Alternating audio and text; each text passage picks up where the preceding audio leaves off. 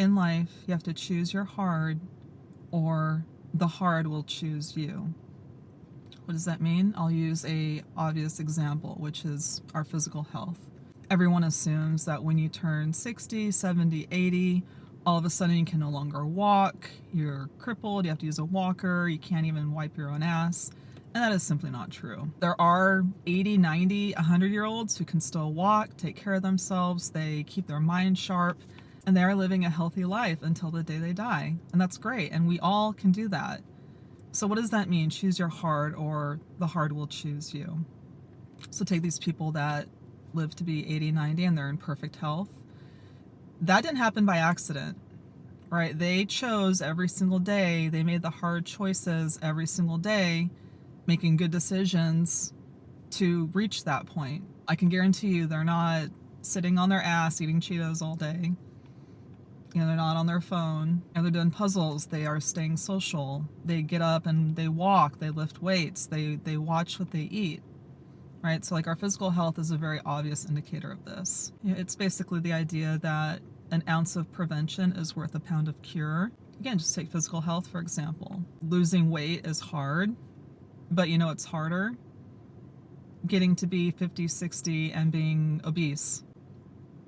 You know, my grandma, she is morbidly obese.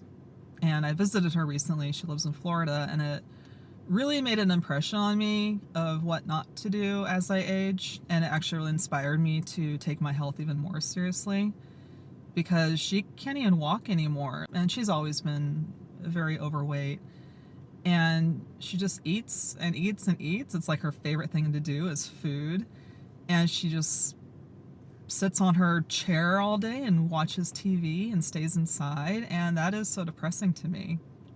That's not living. You know, she's retired, but it's like, you know, still go out, do things. You know, she can't even get up from a seated position. You know, this chair thing she has is this like huge motorized lazy boy chair that like motors up so that she can like sit on it, and then it like motors back down again into like a seated position. And then when she needs to get up, it pushes her up. She gets up and hobbles around. But isn't that sad? She can't even sit in a normal chair. And I know this is an extreme example, but I'm just trying to make the point of that we don't have to end up like that if we don't want to. Again, it's the choose your hard, right? She chose to take everything easy, not work out, not watch what she eats. And she eats all the yummy, delicious, buttery food, right? And I'm sure it tastes really good, but she's putting off health complications later. Yeah, I'm amazed she's lasted this long. I mean, that's some crazy genes. So my grandma really inspires me not to end up like her. So that's good for something, I guess. But my point is that anything in life worth doing or having is going to require some amount of effort, some amount of hard work up front. And it could be anything. You know, if you want to get a degree from school, if you want to learn a new trade, you have to put in the time and effort and work. And a lot of people want the shortcut, or they put it off. They just don't do it. Right, and every decision has ramifications, right? Everything has consequences. Quitting smoking is hard, but I think lung cancer is harder, right? And that isn't a guarantee. It could be throat cancer and a million other things. Same thing with drinking. Quitting drinking, it's hard, but liver disease is harder. Right, so choose your hard, or it will choose you, and you might not like the choice it gives you. And the thing I wanted to get out with this too was that choosing hard things now in the present is a form of self-love. Like, you are showing care and concern and love for future you. And a lot of people treat their past self, their present self, and their future self like totally different people. But it's all you, right? Like, I love that movie, The Substance. It's a pretty cool movie, great concept. It is body horror, so be prepared. I can't watch certain scenes. If you know, you know. But, you know, in the movie, right, Elizabeth Sparks, or is it Sparkle? Elizabeth Sparkle, you know, she's this has-been actress, and she's, you know, kind of aging out, and they replace her with newer, younger people, or they want younger people, and she gets fired. And she comes across this drug, this substance that it's so fucking gross, but she injects it, and a younger better version of her crawls out of her back, and they kind of like trade consciousness like off and on for like a week, every other week. And the movie is not clear whether or not they share a consciousness. It's kind of implied, but then the way they treat each other, it sounds like they're not, which was very interesting. I think they do share a consciousness, and that's the whole point, is because there's issues that come up, and Elizabeth calls the hotline and she's like, this bitch is doing shit to my body and she's taking more than she should, blah, blah, blah. And they're like, no, that bitch is you. Like, you're all one. You are one. Like, they keep reiterating that.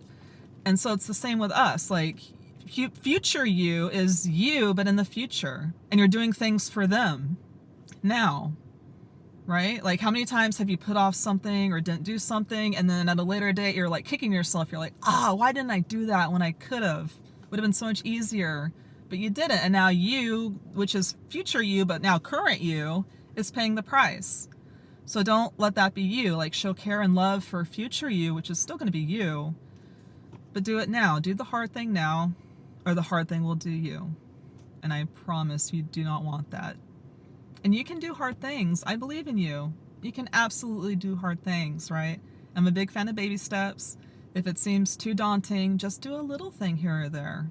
Like losing weight. I'll use myself as an example. I've always been pretty lean my whole life, knock on wood.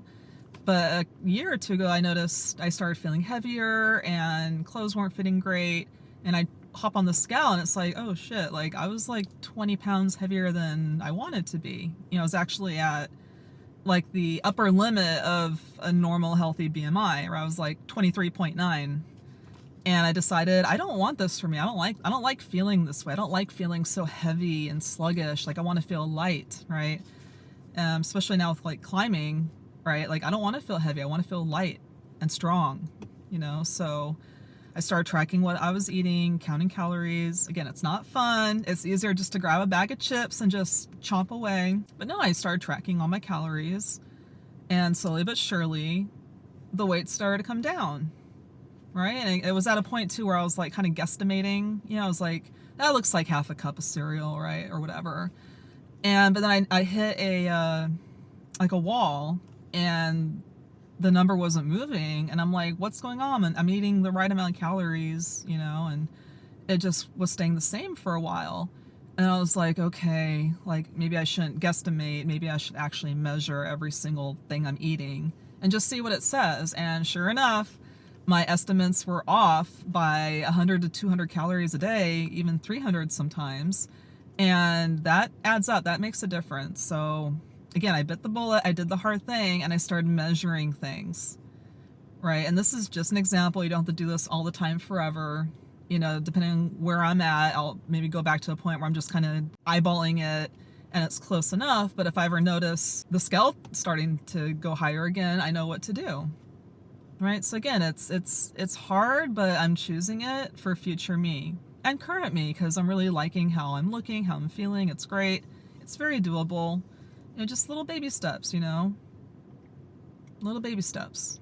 You know, do the next best thing towards where you want to be. And then once you get there, take the next step. You get there, then the next, and so on and so forth. Probably not the best example given the topic, but how do you eat an elephant? Bite by bite. I would use the 1,000-mile, but that's so overdone. You know, how do you start 1,000 miles? Right, one step at a time. Yeah, okay. That's old. So eat an elephant, not really, but you get the point. So take little small steps toward what you want, recognize it, own it, and decide for yourself, you know, I want to be more healthy. I want to be sober. I want to have a degree. I want to have this job. I want to have this body. And then go towards it. It will be hard, but as I've said many times, you can do hard things. Okay? You got this.